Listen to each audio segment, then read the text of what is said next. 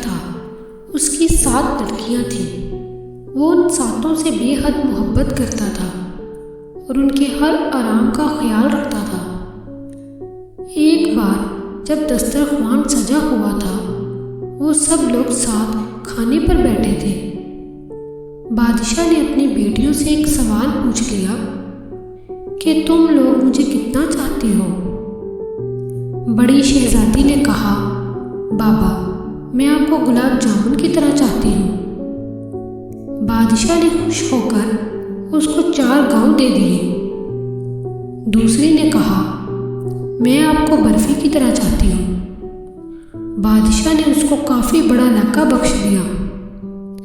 तीसरी लड़की ने कहा, मैं आपको अमरत्ती की तरह चाहती हूँ। इसको भी बादशाह ने बहुत ज़मीन जायदाद दे दी। इसी तरह वो सबसे पूछता गया और सबको मानो दौलत मिलती रही।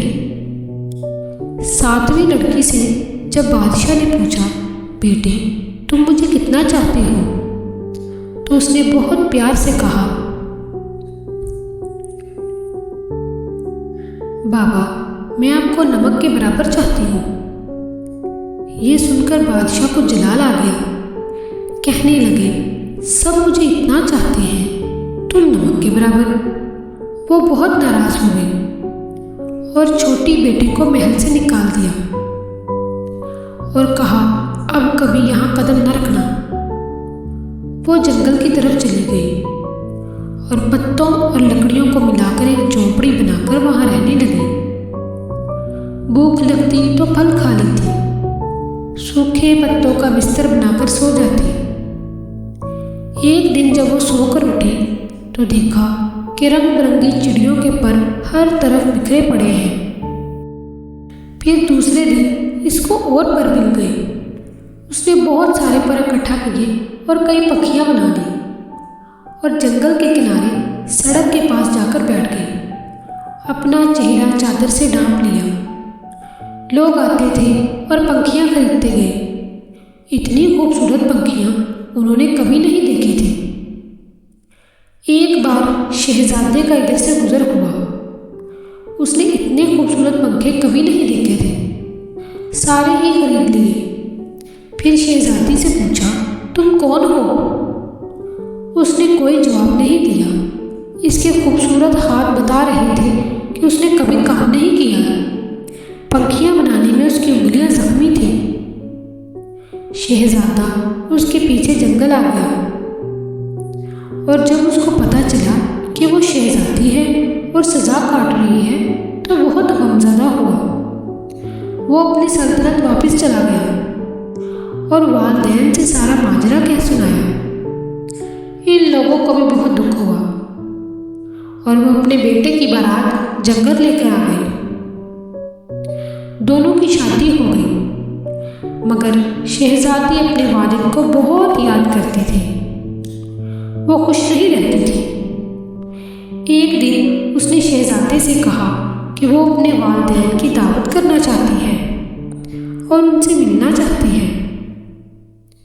शहजादी ने ज़बरदस्त दावत का इंतज़ाम किया और बादशाह को दावत दी।